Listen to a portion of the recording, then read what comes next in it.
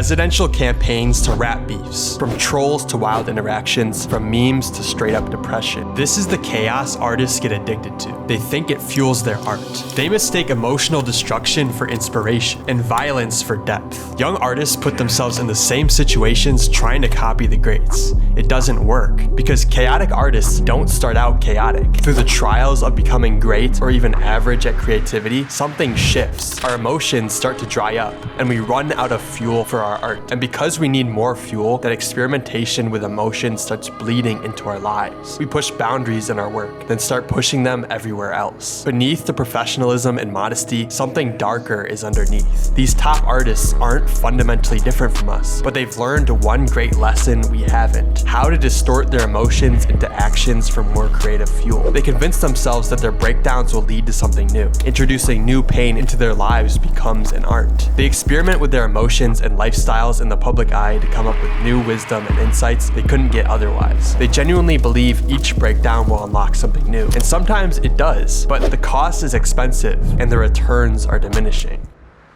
Here's exactly where this goes wrong: the feedback loop. Their audiences start to reward these extremes with views, reactions, and hate. Where, just like that, when someone comes up and says something like, "I am a god," everybody says, "Who does he think he is?" I just told you who I thought I was, a god. A modern example is Kanye West. People call him crazy, but look closer. He's testing how far he can push before everything collapses. It's not a conscious choice. It's something deeper. There's a voice inside every real artist that whispers, what happens if we go further? It's not self-destruction for its own sake. It's the subconscious understanding that embracing destruction is where the truth lives. That's where the art comes from. And at this point, these artists are running low on that fuel that once made their masterpieces so great. They get desperate and lean into the chaos. Before I show you how bad this can really get, I'm going to explain why this works in the first place and why this great aspect of performance gets so many bad users in artists.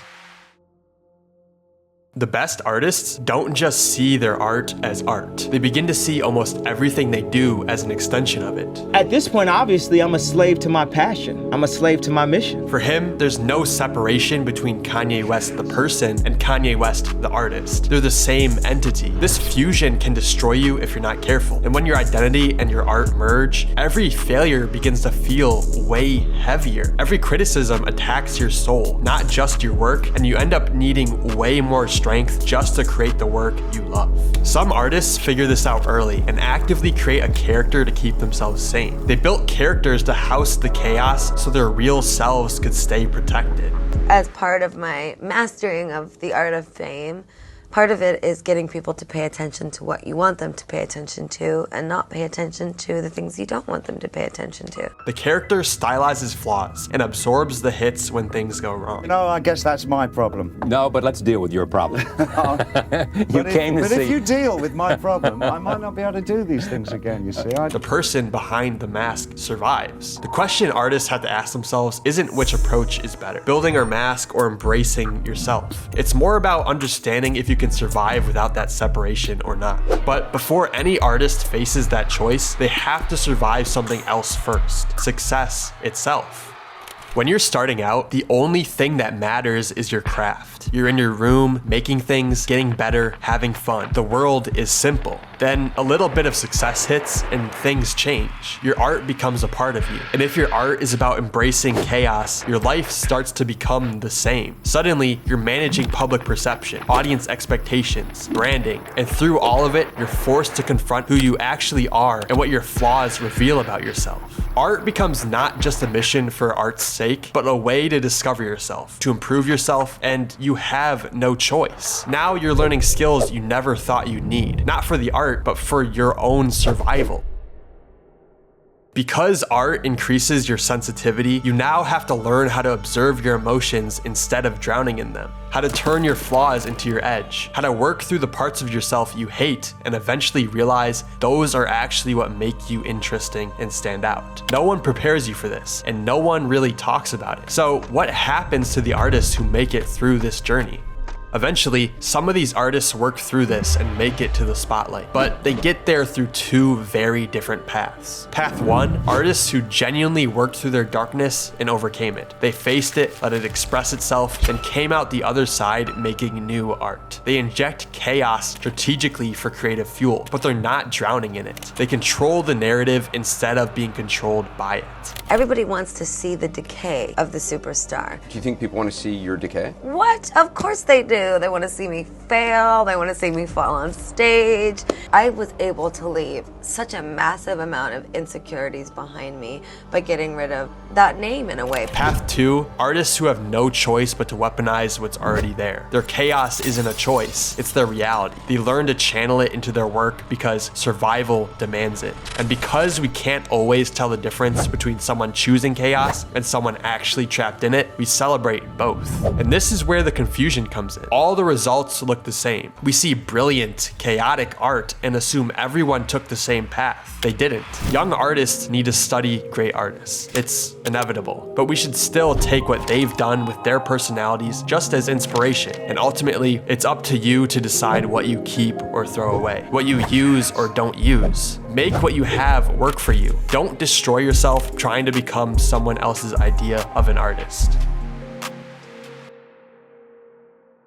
Most artists understand that chaos isn't the only fuel, but they ignore it, instead opting for a way to explore their negative emotions. It's the easiest to access. Artists who rely on this chaos get stuck because they never learned how to draw from anything else. When their lives stabilize and they heal, they panic. The fuel is gone, and they don't know how to make something great without it. Here, some artists reintroduce chaos. They sabotage their stability to recreate what used to work for them. The real skill here is learning to embrace new territory, but they pick chaos because it's the only way they know how to feel something strong enough to make art from. But there's always another way. The artists who survive long-term learn to create from different emotions like curiosity, joy, observation, craft obsession, and collaboration. Radiohead went from naive angst to artistic experimentation. They didn't lose their edge in the process. They just found a new angle that fit their curiosity that also works for an audience. But here's what's important. Each emotion requires different skills to access. Radiohead making grunge needs guitars and heavy drums to express their alienation and urgency at the time. But with one of their later albums, Kid A, they needed electronics to express their hopelessness, sadness, and dread on the album. It reflected that emptiness. Chaos requires impulsivity and destruction. Curiosity requires research and learning. Joy requires presence. Observation requires stillness and patience. Most chaos-dependent artists only develop this one skill set.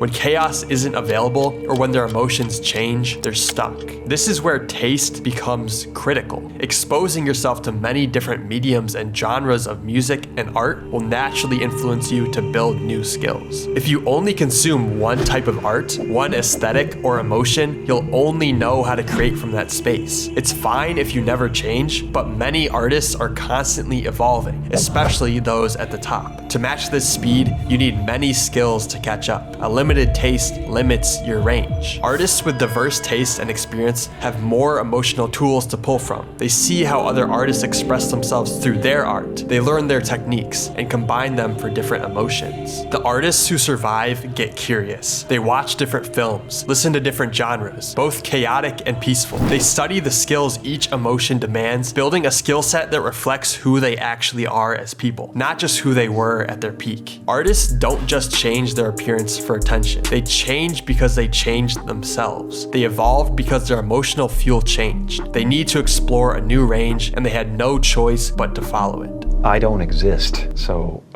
they're all characters that I've played, including Jim Carrey, including Joel Barish, including any of those things. They're all characters. An artist's work should reflect who they are, but identity evolves. The artists who survive are the ones who built the skills to follow that evolution. The ones who get stuck are still trying to recreate who they used to be. Chaos can work, but it's not sustainable. The artists who survive long-term started building their range early. They diversified their taste, artists let curiosity lead them and naturally developed new skills when inspiration struck. They believed they could learn anything, and they did. The artists who make it didn't find a perfect formula. They learned to evolve when their formula stopped working. These artists discovered they had more fuel sources than chaos. They just had to develop the taste and skills to access them. The chaos always leaves eventually. The question is, what did they build to stand on when it was gone?